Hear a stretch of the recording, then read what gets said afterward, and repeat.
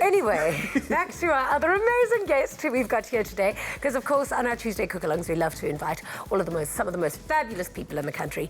And for today's special guest, SNEZIEY MSOMI became known last year when she competed in one of the country's biggest talent competitions. And in the 6 months since, she has become a national star, with her debut single, Kungumusa, surpassing hundreds of thousands of views on YouTube. Have a look at this.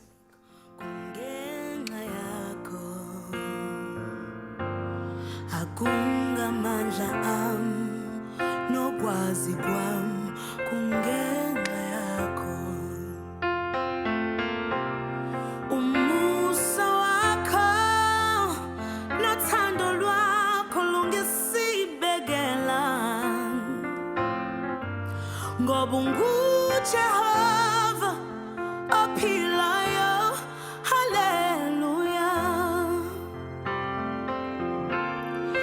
Tatagoge, ginako, ukobolongi lunigela, kuwe Jehovah, opilayo, ngunapagade.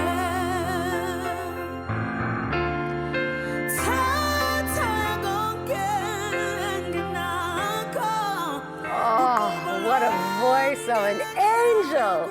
Connect with us online if you've got any questions for SNEZIEY. All you need to do is tweet us at Afternoon Chat using the hashtag Afternoon Express. Go visit our Facebook page or our Instagram, and of course use our hashtag. Welcome to the show. Thank you so much for having me. So lovely to have you. Kungumusa. Yeah, it's by grace. It means it's by grace.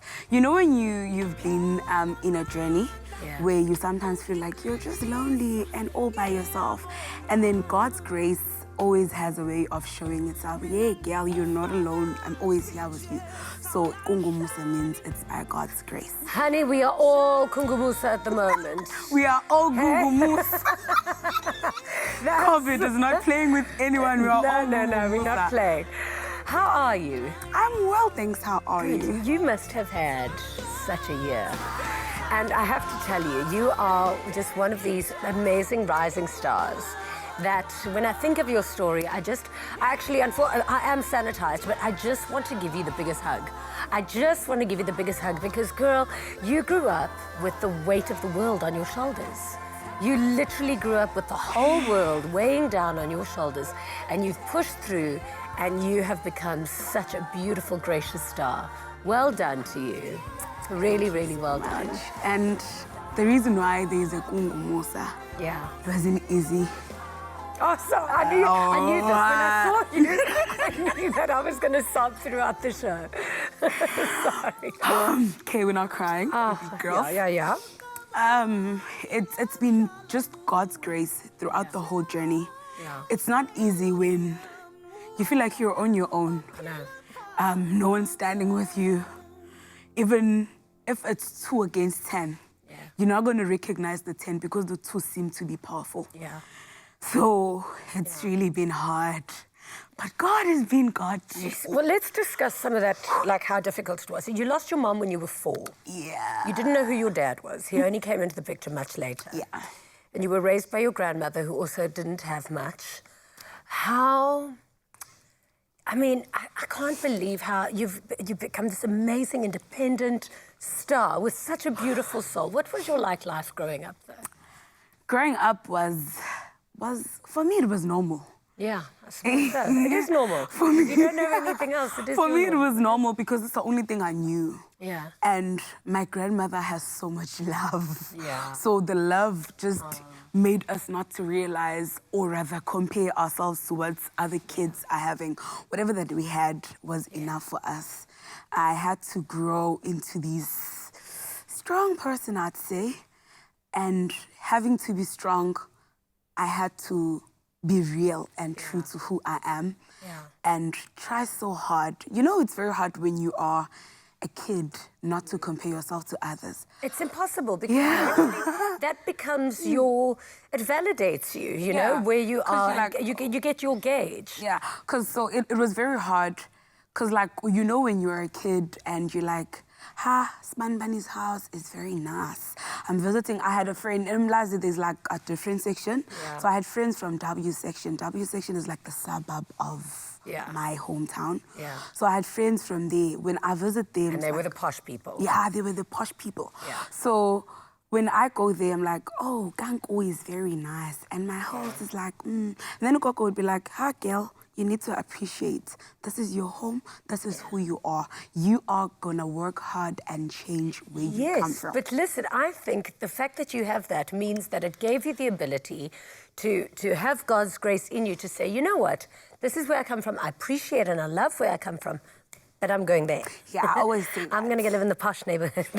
I always say I'm not going to move to the posh neighborhood, but I'll create my home, the posh neighborhood in the hood. Yeah, of course. Well, why not? So I'm not going to move anywhere. I'll make my home, the dream home my grandmother always dreamt of, and I always wished to be in. Yeah, SNEZIEY from the block. So I think also something that God's grace did give you is joining the choir from a very young age, because wasn't that kind of a leveler with the other girls? Were you more talented than everyone else? I wouldn't say that. But I wouldn't say that. But I remember I didn't like singing. Really? To be honest Why with not? you. I knew I could sing, but I just didn't like singing. I thought I was going to be a lawyer because that's what my grandmother wanted me to be. Yeah. I'm sorry, Grant.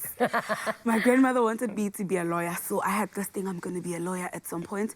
And then when I got to high school, there was this girl from my hood. She was doing matric when I had joined high school. And then she was like, she can sing and she needs to be in the choir. Yeah. I used to run away until this one time. They caught me in the toilet. I was like, okay, no more running away. I'm going to come join the choir. Wow. I wouldn't say I was the most talented one. I think I was the loudest. Yeah. Yeah, I was just loud. And then, but I mean, did music save you in some way, or was it just a natural progression from you? Because I mean, you're obviously super famous now and everybody loves you because of the talent. But before that, I mean, you were doing backing vocals, you were on the gospel scene yourself. I mean, you were already doing really well. Yeah. So how did that progression happen? Okay, from high school, I joined the choir. Hey, I was the girl of the choir, is doing solos and stuff. And then life after high school, I think that's when I started breaking out into being a full-time musician. Yeah.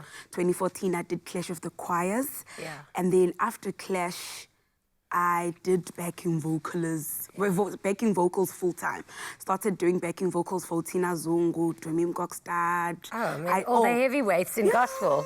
Yeah. And then I was so lucky. After Clash, we recorded Mam Rebecca Malopez's 35th album.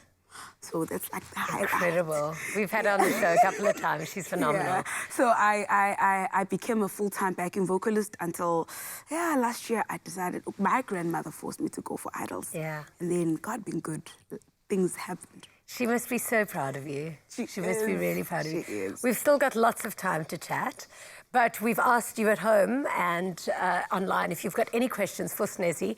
And Solomon asked, what advice would you give someone who had a burning desire to do something but is really scared for some reason?